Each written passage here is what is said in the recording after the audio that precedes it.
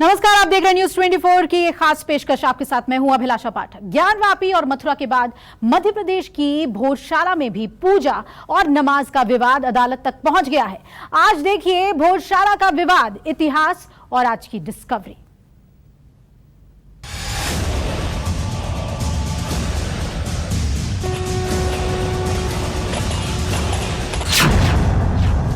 राजा भोज की भोजशाला, सरस्वती मंदिर या दरगाह।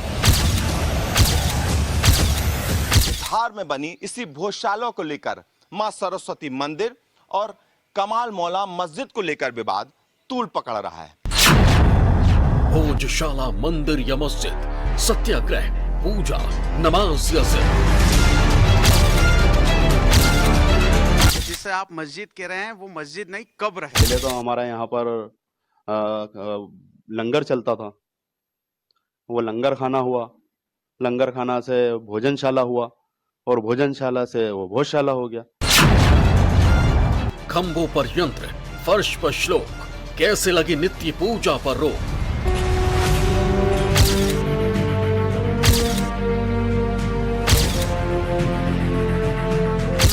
हमारा संकल्प है कि हमारी माता को हम यहाँ लाएं और इस मंदिर में वापस से बैठाएं। यहाँ हमारा मंदिर में तो ये ऐसे जाए, यहाँ कब्र, ये इनकी कब्रस्तान भी नहीं है ना, कैसा आवे यहाँ। ज्ञानवापी के बाद अकल कुआं, अब एमपी के धार में क्या हुआ?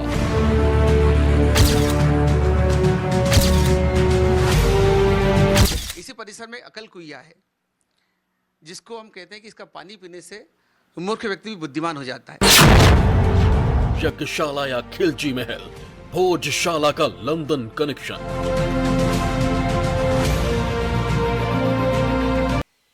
ज्ञानवापी के बाद आखिरकार धार की भोजशाला में मंदिर मस्जिद विवाद क्यों गरमाने लगा है?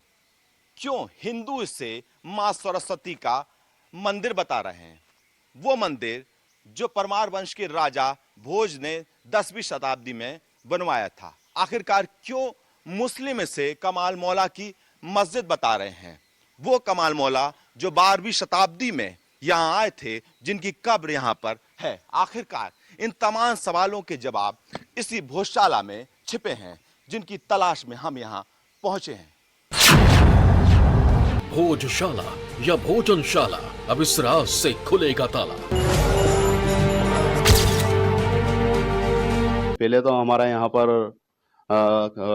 लंगर चलता था, वो लंगर खाना हुआ, लंगर खाना से भोजनशाला हुआ और भोजनशाला से वो भोजशाला हो गया।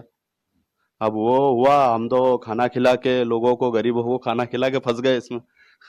भोजनशाला बन गया, भोजनशाला से भोजशाला हो गया।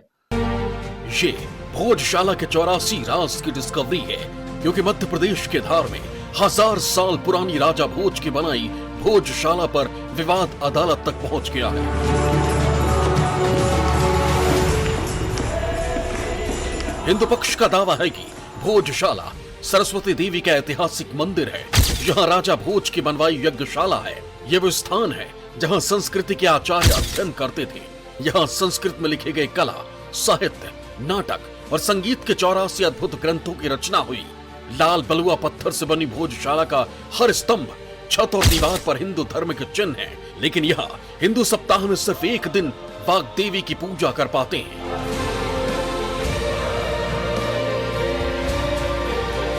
और मुस्लिम सप्ताह में एक दिन यहाँ नमाज पढ़ते हैं।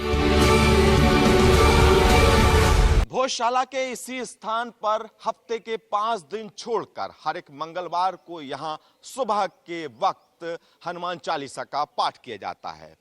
पाठ करने वाले इसे सत्याग्रह कहते हैं। इसके अलावा मां सरस्वती की तस्वीर रखकर पूजा भी की जाती है और इसके अलावा इसी स्थान पर हर एक शुक्रवार को नमाज भी अदा की जाती है। करीब 19 साल से आर्कियोलॉजिकल सर्वे ऑफ इंडिया ने जो तय दिन, समय और जो सीमाएं बांधी हैं, उन्हें अब तक नहीं लांघा गया है।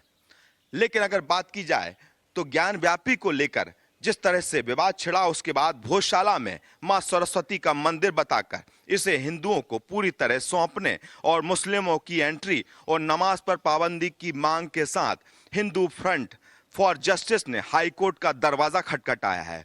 यही वजह है कि यहीं से भोजशाला विवाद को अचानक फिर से हवा मिल गई है।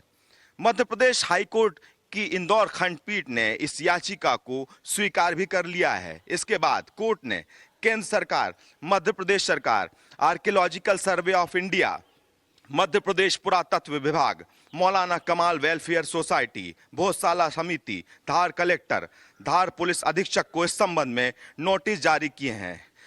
अब हिंदुओं को यहां पर नमाज पर आपत्ति है, तो वहीं मुस्लिमों को यहां पर पूजा पर आपत्ति है। आज आपको पुरातत्व विभाग के कंट्रोल में आने वाली विशाल और ऐतिहासिक भोजशाला के हर हिस्से से रूबरू करवाएंगे, लेकिन उससे पहले भोजशाला के गेट के बाहर लगे इस बोर्ड को ध्यान से पढ़िए। मंगलवार सूर्योदय से सूर्यास्त तक हिंदुओं के लिए प्रवेश रहेगा।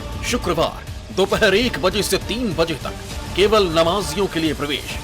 शेष दिन सभी दर्शकों के लिए सूर्योदय से सूर्यास्त तक 1 रुपए प्रवेश शुल्क के साथ प्रवेश रहेगा। न्यूज 24 की टीम मंगलवार को भोजशाला पहुंची। यहां पूजा की तैयारी की जा रही थी। भोजशाला में एक जगह छोटा सा अहाता बना हुआ था।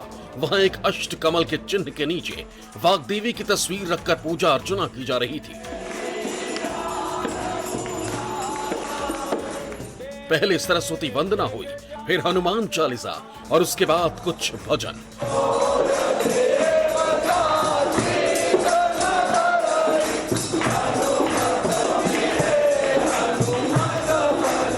पूजन करने वाले लोगों से बात हुई तो उन्होंने बताया कि ये सिर्फ पूजा नहीं है, हिंदू हर मंगलवार यहाँ सत्याग्रह के लिए इकट्ठा होते हैं।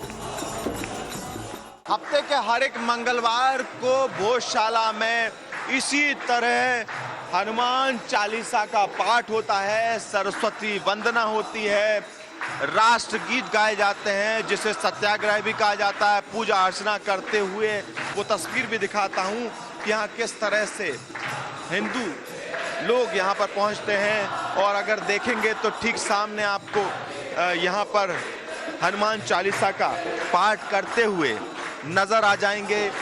और ठीक सामने अगर आप देखेंगे तो वाग्देवी माँ सरस्वती की यहाँ पर तस्वीर रखकर उनकी पूजा करते हुए भी यहाँ पर देखे जा सकते हैं। ये निरंतर सालों से ये नियम चला आ रहा है कि धार भोजशाला में आर्कियोलॉजिकल सर्वे ऑफ इंडिया ने जो तय दिन और समय तय किए हैं, जो सीमाएं तय की, उसके हिसाब से यहाँ पर इसी तरह से मंगलवार को पूजा पाठ किया जाता है, माँ सरस्वती की वंदना की जाती है। ये जो तस्वीर आप देख रहे हैं ठीक सामने वाग्देवी की, यही प्रतिमा जो है इस वक्त लंदन म्यूजियम में रखी गई है। और ये उन्हीं की जो प्रतिमा की यहाँ पर छाया चित्र की यहाँ पर पूजा की जाती है। और इसके साथ ही ये तस्वीर देख सकते हैं यहाँ पर पूजा पाठ करते हुए। और ये मंगलवार के दिन यहाँ पर सूर्य उदय से सूर्यास्त तक हिंदुओं को आने की अनुमति है और सुबह के वक्त यहाँ पर इस तरह से पूजा पाठ किया जाता है। और अगर ठीक यहाँ से अगर बात की जाए तो काफ़ी 19 साल हो गए इस प्रक्रिया को चलते हुए कि यहाँ जो तय दिन है, समय है, उसी लिहाज से यहाँ पर भोजशाला में अनुमति प्रदान की गई है। भोजशाला में हर साल वसंत पंचमी को भव्य उत्सव होता है। उपासना में वाग्देवी के चित्र का इस्तेमाल किया जाता है। ध्यानस्थ अवस्था में वाग्देवी की यह प्रतिमा लंदन में है और सुब्रमण्यम स्वामी ने साल 2011 में ब्रिटेन की अदालत में इस प्रतिमा को वापस लाने के लिए केस किया था।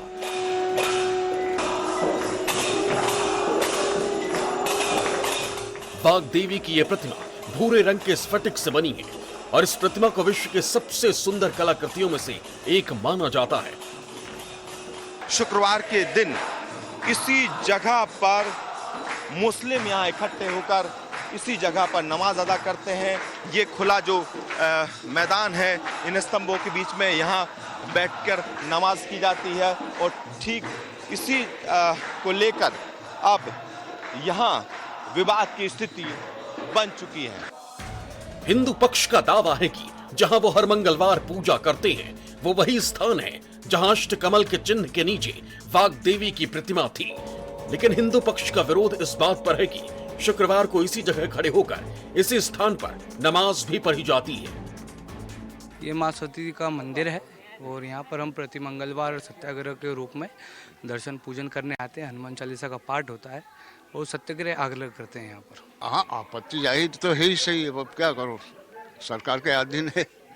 अभी अपना तो है नहीं भाई, लड़ाई करके ले लेने चल रहे हैं, वो बात तो है ही नहीं। जी मंदिर है ये माँ सरस्वती बाग देवी का। यहाँ प्रतिमा थी जो अब नहीं है, लेकिन फिर भी हमारा धर्म हमको कहता है कि मंदिर में मूर्ति नहीं है तब भी पूजा की जाती है। जैसे आते हैं तो अब क्या कर सकते हैं, लेकिन यह मंदिर ही है और हमेशा मंदिर ही रहेगा। ये हमारा संकल्प है कि माता है कि ला के छोड़ेंगे हम। इसके लिए कब से लड़ाई कर रहे हैं सब कर, फिर भी जबरदस्ती आ जाते हैं। भोपाल से 250 किलोमीटर दूर इंदौर के पास बसा धार ऐतिहासिक शहर है जो राजा भोज की राजधानी रहा है। धार की भोजशाला को 10वीं सदी में राजा भोज ने बनाया था। भोजशाला संस्कृत पाठशाला थी जिसमें देवी सरस्वती या वाग देवी की प्रतिमा थी, जिसे अंग्रेज अपने साथ लंदन ले गए। इतिहासकार मानते हैं कि साल 1305 में अलाउद्दीन खिलजी ने भोजशाला पर हमला किया और यहां अपना दरबार लगाया था। ठीक सामने देखेंगे तो अलाउद्दीन खिलजी का सिंहासन भी यहाँ नजर आता है, जो यहाँ पर देखा जा सकता है कि जिस वक्त अलाउद्दीन खिलजी ने यहाँ पर आक्रमण किया था उसका यहाँ सिंहासन भी है। और उसी सिंहासन में अगर गौर से देखेंगे तो उकेरी गए जो यहाँ मदन कवि जो है, बताया जाता है कि उनके द्वारा जो नाट्य रचनाएं लिखी गई थी वो भी इन्हीं शिलालेखों में उकेरी हैं और उसी शिलालेख को यहाँ पर अलाउद्दीन खिलजी के सिंहासन पर लगाया गया है। और लेकिन एक और बात खास है कि यहाँ पर अष्टकमल भी आपको देखा जा सकता है। राजा भोज की भोजशाला ज्ञान और कला का केंद्र थी। शिलालेखों पर संस्कृत की नाट्य रचनाएं थी। ठीक ऊपर अगर देखेंगे आपको तो अष्टकमल नजर आएगा।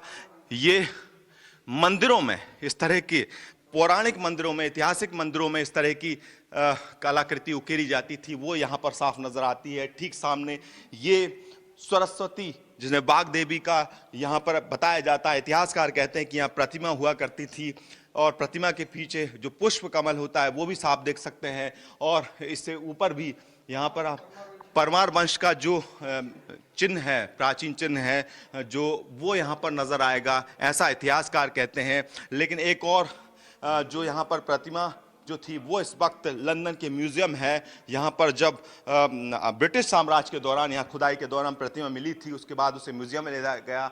लेकिन खिलजी ने भारत के ज्ञान को अपमानित करने के लिए इन शिलालेखों को उखड़वाकर भोजशाला के फर्श पर बिछवा दिया। अगर देखेंगे तो ये भी यहाँ पर प्राकृतिक भाषा में इन शिलालेखों पर लिखा नजर आएगा। ये मदन कवि द्वारा नाट्य रचनाएं थीं, वो यहाँ पर उकेरी गई हैं, ऐसा इतिहासकार भी कहते हैं। और इन्हें यहाँ पर जमीन में यहाँ पर रखा गया है। इससे पहले माना भी जाता था कि मुस्लिम आक्रांताओं ने जिस दिन मंदिरों को तहस नहस किया, उसके बाद उनके जो शिलालेख थे उन्हें इसी तरह जमीन पर पटक दिया गया ताकि वो पैरों में आए। और यहाँ पर जो सरस्वती वंदना जो की जाती थी, सरस्वती जी का उल्लेख जो इन शिलालेखों में था, उसको लेकर यहाँ पर उन्हें जमीन में पटक दिया गया। भोज समिति के जो यहाँ पर अध्यक्ष हैं उनसे बात करेंगे। गोपाल जी, मैं जो चीज़ देख रहा हूँ मंदिर में, आप इसको मंदिर ही कहते हैं ना, तो भोजशाला में, तो आप क्या किस तरह से इसको दावा करते हैं? इन तमाम साक्ष्यों को, इन्हीं को साक्ष्य मानते हैं आप कि ये इसको तभी कहे? आपने जैसे ही भोजशाला में प्रवेश किया होगा तो बाईं ओर दो शिलालेख लगे हैं जो 1900 कहते हैं कि 13वीं शताब्दी में मदन कवि हुए जिन्होंने राजा भोज के ऊपर विजय सिंह नाटिका, परिजात में नाटिका लिखी थी। उन्हीं के ऐसे 17 शिलालेखों का उल्लेख ग्रंथों में है जिनमें 2 लिखे शिलालेख संरक्षित है, बाकी को खंडित करके यहाँ पर पैरों में अपमानित करने के यहाँ लगा दिया गया है। और ये जो सामने अगर देखें तो ये जगह कौन सी है? क्योंकि यहाँ पर तो मुस्लिम भी नमाज करते हैं शुक्रवार को। ये राजनीतिक इच्छा शक्ति का कारण है कि यहाँ पर तुष्टीकरण की नीति के तहत यहाँ पर आज अवैध नमाज पढ़ाई जा रही है। जहाँ माँ विराजमान थी वहीं पर काजी खड़ा होकर नमाज पढ़वाता है। भोजशाला का 84 नंबर से कनेक्शन भी दिलचस्प है। भोजशाला में 84 चौराहे हैं। यहाँ 84 ग्रंथों की रचना हुई। यहाँ ज्योतिष और काल गणना से जुड़े हुए 84 यंत्र बनाए गए थे, जिनमें कुछ आज भी मौजूद हैं। धार नगरी को 84 चौराहों का आभूषण कहा जाता है। इसी भोजशाला में अगर देखेंगे तो 84 यहां पर स्तंभ हैं और 84 ग्रंथ और 84 यंत्र भी आपको यही नजर आ जाएंगे। मुस्लिम आक्रांताओं द्वारा तमाम मंदिरों को जब तहस नहस किया गया था, उसका प्रमाण भी इसी भोजशाला में अगर देखें तो नजर आता है। यहां 84 यंत्रों में से अगर मैं आपको बताऊं तो महज 2 यंत्र ही यहां पर नजर आएंगे। यंत्र हैं यहां पर नजर आ रहा है और इस पे जो आप गौर से अगर देखेंगे तो यहां पर जो नाग के जो उकेरी गई आकृतियां नजर आती हैं और साथ में यहां पर नीचे शंखनुमा भी जो तस्वीर नजर आती है, ये काफी प्राचीन है। इतिहासकार भी ये बताते हैं, इतिहासों में इसका उल्लेख भी है कि यहाँ पर इस तरह के यंत्र जो हुआ करते थे। इसके अलावा अगर बात करूं तो इसी प्रांगण में, इसी भोजशाला में एक और यंत्र है, क्योंकि 84 यंत्रों में से यहाँ पर महज 2 यहाँ पर थे। काल सर्प यंत्र है, ये तस्वीरों में अगर आप देखेंगे तो इसमें भी जो अगर ध्यान से देखेंगे तो काफी सालों पुराने इस तरह के यंत्र हुआ करते थे, वो यहाँ पर नजर आते हैं। मंगलवार को सत्याग्रह के बाद हिंदू भक्त भोजशाला के उस स्थान पर आहुति देते दिखे जहां राजा भोज की बनवाई यज्ञशाला का दावा किया जाता है। कहते हैं कि यहाँ घी की धार लगातार बहती थी। कहा जाता है कि यहाँ पर खुद जो राजा भोज थे वो उन्होंने यहाँ पर वंदना की थी, प्रार्थना की थी और माँ सरस्वती की जो स्थापना जो हुई वो भी इसी यहाँ पर इसके बाद हुई थी। अनुष्ठान यहाँ पर किया जाता था, ऐसा कहा जाता है। ये जो जलधारा यहाँ पर देख सकते हैं, यहाँ घी की धारा भी यहाँ बहा करती थी, ऐसा माना जाता है, इतिहासकार भी मानते हैं। क्या आपको लगता है कि ये जो हमारे हिंदू धर्म में पहले मूर्ति पूजा नहीं होती थी, हर सनातन धर्म आहुति देता था, यज्ञ करता था। उसी परंपरा का निर्वहन करते हुए राजा भोज के इस मंदिर में यज्ञ कुंड बना हुआ है, जहाँ वाघ देवी साक्षात प्रकट होकर यज्ञ को पूर्ण कराती थी। यहाँ पर 5000 विद्यार्थियों का आवासीय विद्यालय था। प्रातः विद्यार्थी आते थे, माँ के इस गर्भगृह में दर्शन करते थे, अपने अपने आचार्य के साथ यहाँ दर्शन करने के पश्चात यज्ञ में आहुति देते थे और अपने अपने आर्य अपनी क्लास में चले जाते थे। जब अलाउद्दीन खिलजी ने 1305 में आक्रमण किया तो जैसे तक्षशिला, नालंदा, शांतिपानी आश्रम में विद्यार्थी अध्ययन करते थे, यहाँ पर संस्कृत के आचार्य तैयार होते थे, जो आचार्य अपनी विद्या पूर्ण करने के पश्चात अपने अपने क्षेत्र में जाकर मठ मंदिरों का संचालन करना और हिंदू धर्म का हिंदू नाते मार्गदर्शन करना, ऐसे हिंदू धर्म के प्रचारक यहाँ पर तैयार होते थे। तो अलाउद्दीन खिलजी ने इसी को क्यों नष्ट करने का प्रयत्न किया, उसका पीछे का उद्देश्य था कि यहाँ हिंदू धर्म के प्रचारक तैयार होते थे। जब उन्होंने आक्रमण किया तो नगर को जलाकर नष्ट कर दिया, विद्यार्थियों की हत्या कर दी और जो 1200 आचार्य थे उनको इस परिसर में खड़ा कर लिया। उन्हें क्या ये हिंदू धर्म के प्रचारक तैयार करते हैं, अगर ये आचार्य इस्लाम में आ जाएंगे तो यहाँ से ये इस्लाम का बड़ा केंद्र बन जाएगा। लेकिन उन सब ने यहाँ पर उनको कहा कि आप इस्लाम सिखा कर लो। उन आचार्यों ने सर संघर्ष किया, उन सबके सर कलम करके यज्ञ कुंड में आहूत कर दिया था। 1305 से यहाँ हिंदू समाज का पूजा प्रतिमा जो थी उसे खंडित करके बाहर की ओर फेंक दिया था। कालांतर में जब ईसाई देश में आए अंग्रेज तो उन्होंने उसकी भव्यता को और उसकी वास्तुकला को जाना और प्रतिमा को 1902 में लंदन ले गए। यज्ञशाला में जगह जगह खंडित मूर्तियां और प्राचीन मंदिर होने के चिन्ह हैं। यहाँ पर अगर देखेंगे तो ठीक सामने, क्योंकि ये जो हवनशाला यज्ञशाला यहाँ हुआ करती थी, अगर इसके ठीक सामने देखेंगे तो यहाँ पर कुछ मूर्तियाँ भी हैं जो 1989 की खुदाई में बताते हैं इतिहासकार कि यहाँ पर मूर्तियाँ निकली थीं। उस कुछ स्तंभ भी हैं जो इसी यज्ञशाला में हैं, वो भी यहाँ पर आपको तस्वीरों में साफ नज़र आएंगे। ये आप देख सकते हैं कि ये उकेरी गई कलाकृतियाँ हैं जो कि आमतौर पर ऐसे मंदिरों में निकलती हैं या इतिहास के जो ऐतिहासिक महल होते हैं वहाँ पर इस तरह की कलाकृतियाँ दिखती हैं। अगर ठीक सामने अगर देखेंगे तो आपको गौमुख नज़र आएगा, वो देख सकते हैं आप, गौमुख की आकृति है, इसको माना जाता है। और साथ में शिव पार्वती की ये देख सकते हैं इस स्तंभ पर जो कलाकृति उकेरी गई है। इसके अलावा अगर पीछे तरफ अगर देखेंगे वहाँ सामने रखी हुई तो यहाँ पर आपको नटराज की खंडित मूर्तियां, दरअसल ये खंडित मूर्तियां हैं जो यहाँ पर खुदाई के दौरान निकली गई थी और इनको यहाँ पर सहेज कर रखा गया है। और इतिहासकार ये बताते हैं कि इन मूर्तियों के जरिए ये साबित होता है कि दरअसल ये एक मंदिर था। इसी परिसर से सटी हुई है सूफी कमाल मौला की दरगाह, जो 13वीं सदी के खिलजी वंश की है। विवाद यहाँ पूजा और नमाज को लेकर है। मां सरस्वती मंदिर भोजशाला की मुक्ति और उसके गौरव की पुनर्स्थापना के लिए हिंदू फ्रंट फॉर जस्टिस की ओर से माननीय उच्च न्यायालय में यह याचिका लगाई गई है। और याचिका लगाने की वजह यहाँ साफ दिख रही है। आपको बहुत बहुत धन्यवाद जो आपने भोजशाला के अंदर यह शूट किया है। यह प्रमाण दिख रहे हैं, ये स्तंभ दिख रहे हैं, ये मूर्तियां दिख रही है, ये संस्कृत में लिखे श्लोक दिख रहे हैं, विश्व का सबसे बड़ा हवन कुंड दिख रहा है, माँ वाग्देवी जहाँ विराजती थी वह गर्भगृह दिख रहा है। तो कुल मिला के माँ सरस्वती मंदिर भोजशाला में पुनः माँ वाग्देवी की स्थापना हो, हिंदू समाज का हर व्यक्ति निर्बाध रूप से प्रतिदिन 24 घंटे 365 दिन सप्ताह के 7 दिन यहाँ पूजा अर्चना हवन कर सके, इसी उद्देश्य को लेकर हमने यह याचिका माननीय हरिशंकर जी जैन, माननीय रंजना जी अग्निहोत्री, माननीय विष्णु जी जैन के सानिध्य में लगाई है। भोजशाला के बाद हम पहुंचे भोज शोध संस्थान। यहाँ हमारी मुलाकात इतिहासकार और भोज शोध संस्थान के डायरेक्टर दीपेंद्र शर्मा से हुई।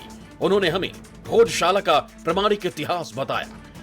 राजा भोज के कार्यकाल में 84 ग्रंथ रचे गए हैं और इन ग्रंथों की बात करें तो सबसे चर्चित ग्रंथ आता है स्वस्तित कंठाभरणम, रस और अलंकार का ऐसा ग्रंथ जिसमें कि 9 रस के अलावा 11 रस और अलंकारों में 44 अलंकारों के बारे में जानकारी दी है।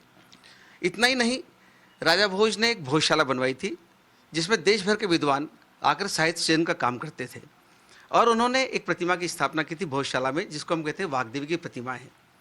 जो साहित्य का सबसे बड़ा पुरस्कार जब मिलता है तो इसी प्रतिमा का प्रतीक उसके अंदर दिया जाता है। और भोजशाला को लेकर बहुत सारी जब बातें हम सुनते हैं तो एक उत्सुकता आती है कि भोजशाला आखिर क्या है, इसका महत्व क्या है। तो सुनने की मोहलत मिले तो आवाज इन पत्थरों में उजड़ी हुई बस्तियों में वीरानियां बोलती है। हालांकि भोजशाला का दूसरा पहलू सूफी कमाल मौला की दरगाह से भी जुड़ता है। मुस्लिम पक्ष का दावा है कि भोजशाला का संबंध उनसे है और राजा भोज की कहानी प्रमाणिक नहीं है। 1935 में जब पहली बार ये विवाद खड़ा हुआ कि किसी ने वो लगा दिया था 1935 के अंदर धार दरबार ने आदेश निकाला था कि अगर यहाँ पर किसी ने भोजशाला नाम से कोई तख्ती लगा दी गई है तो इसमें मुसलमानों को परेशान होने की ज़रूरत नहीं है। ये मस्जिद थी, मस्जिद रहेगी, जिस तरह इसमें नमाज होती है, हो रही थी, वैसे आइंदा भी इसमें नमाज होती रहेगी। भोजशाला का कोई तथ्य नहीं है।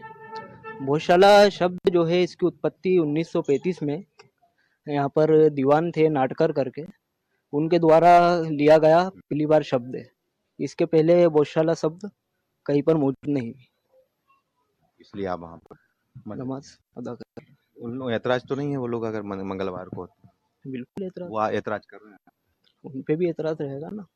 सबके अपने अपने वो रहते हैं सर इसके अंदर। बाकी हम ये कहना चाहेंगे कि ये मस्जिद का ही स्वरूप है, जिसे सरकारी रिकॉर्ड में भी ये मस्जिद दर्ज है और इसके अंदर शुरू से ही नमाज होती आ रही है और आगे भी नमाज ही होगी। ये तमाम जो पुरानी ऐतिहासिक जो चीज़ें हैं यहाँ पर शिलालेख वो दर्शाती हैं कि जिनके आधार पर हिंदू संगठन इसको माँ सरस्वती का मंदिर मान रहा है और दूसरी तरफ यही वजह है कि अब हिंदू जो फ्रंट फॉर जस्टिस है वो हाई कोर्ट के दरवाजे तक पहुंच चुका है और ये मांग कर रहा है कि इसे पूरी तरह से मंदिर का अधिकार देने के साथ साथ माँ सरस्वती की जो लंदन म्यूजियम में रखी वो प्रतिमा भी यहाँ पर स्थापित की जाए फिर से। इसके साथ ही जो मुस्लिम जो हैं वो यहाँ पर हर शुक्रवार को नमाज अदा करते हैं, उनकी एंट्री भी यहाँ पर रोकी जाए, नमाज की परमिट हटाते हुए यहाँ पर पूरी तरह से हिंदुओं के लिए सुरक्षित रखा जाए। नमस्कार, मैं हूं मानक गुप्ता। अगर आपको हमारा ये वीडियो पसंद आया हो तो इसे लाइक और शेयर जरूर करें और हां, हमें सब्सक्राइब और फॉलो करना ना भूलें ताकि आप देश और दुनिया की कोई खबर मिस ना करें।